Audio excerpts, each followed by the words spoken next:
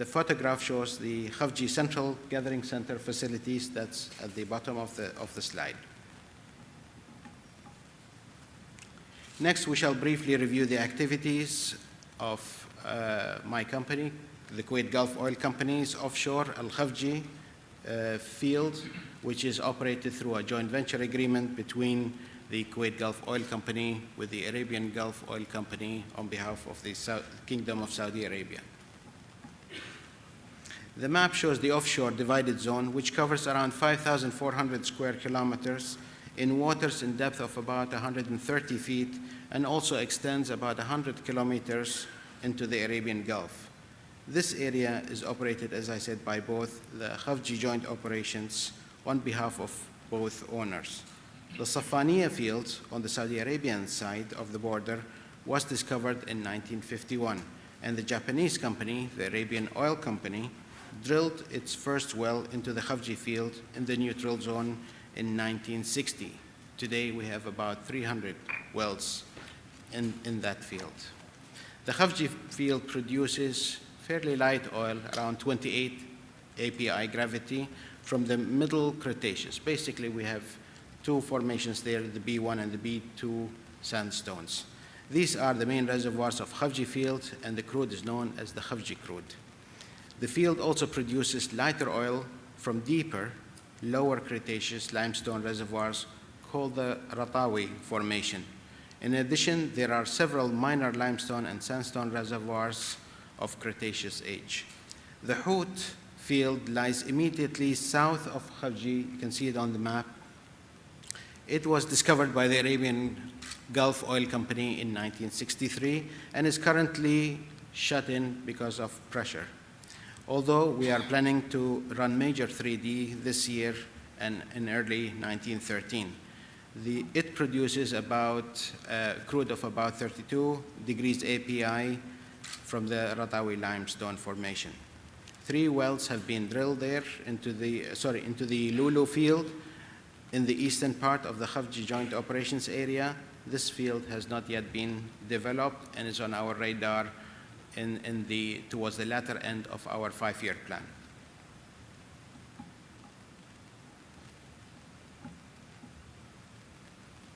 The next section, we will compare and contrast the hydrocarbon reserves production and the offshore and onshore areas of the GCC. Here you can see a map of the GCC countries with oil fields marked in green and gas fields marked in red. The fields are too numerous to name on the map of such a scale, although the supergiant fields such as Ghawar, Burgan, North fields are readily identifiable. The map shows clearly the fields, distribution, and density, and you will notice a pattern that they are quite similar both onshore and offshore. Ladies and gentlemen, in the next 2 slides, we will summarize data that have been collated from various sources, and this is an exercise that KGOC do because we feel that we are the only ones who are operating offshore today on behalf of the state of Kuwait, and so we do those studies in gathering a lot of data and analyzing the offshore potentials and contrasting them with onshore production and cost per barrel statistics. This exercise is fraught with challenges, and here we review a number of caveats. In the supergiant fields, the easier oil is always discovered first. Quantifying the ultimate recovery from underdeveloped secondary reservoirs and from the application of second and tertiary recovery initiatives is obviously a significant challenge. The time frame in which the giant and supergiant fields of the GCC countries will be exploited is so long that the ultimate recovery is likely to increase through time with the advent of even more advanced technologies. Again, the impact will be very difficult to quantify. We saw from Sami's presentation that the future oil is going to be 60% dependent on new technology, and we had in the room questions about the application of technology. Technology is used extensively in the oil and gas business, but there's always room for betterment to improve reserves recovery as well as reducing the cost per barrel.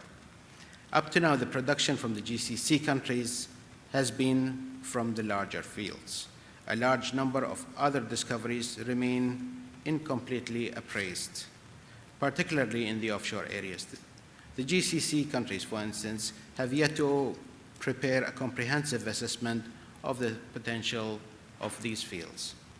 We estimate that the offshore fields provide some 29% of the GCC's countries' oil and gas reserves and about 32% of their production. We can compare and contrast offshore and onshore oil and gas reserves in terms of barrels of oil equivalent, or BOE, as shown in this histogram. Please note that the bars with the green borders are onshore. Those with the blue borders are meant to be offshore. Those that are filled with green are oil, and those that are filled with red are gas. The same data are presented in tabular form in millions of barrels of oil and billions of cubic feet of gas. I should repeat that these figures may not be completely accurate for reasons given a minute ago, and also because they were collated from various sources and related to various years over the past decade. It is evident from the right-hand column and the table that the split of oil and gas reserves between the onshore and offshore areas vary greatly across the Gulf Cooperation Council countries. Bahrain and Oman, for instance, have little offshore reserves. UAE's reserves, half-half, evenly split. Qatar's reserves, largely offshore, whilst Kuwait and Saudi Arabia's reserves are largely onshore.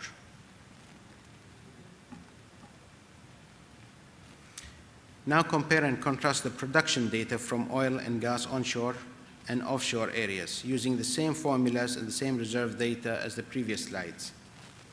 Perhaps not surprisingly, the onshore versus offshore production split is similar to the reserve split of all the GCCs, with very little offshore production in Bahrain and Oman, an even split in the UAE, and mostly offshore in Qatar, and mostly onshore in Kuwait and Saudi Arabia.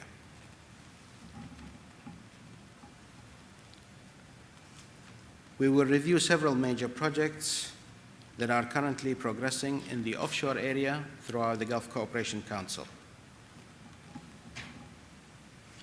This slide is an overview of the 5 current major offshore production projects, which unfortunately I do not have the time to explain in more depth. It suffices to note that development continues at the Manqaf field in Saudi Arabia. Saudi Arabia Aramco has set a new record for the long reach well, which was drilled from shore. Saudi Aramco awarded also an EPC contract last year worth about $2.2 billion for the development of the offshore Al Arabiya and Hasba fields. RasGas awarded $900 million contract for the Barzan gas project in Qatar. Meanwhile, the UAE, Dubai Petroleum, has commissioned a wellhead platform and pipelines from the Jalila project, and Ras Al Khaimah has also approved redevelopment of their offshore Saleh gas condensate field. Ladies and gentlemen, in the final section of my presentation, I will review the various challenges associated with offshore exploration and production.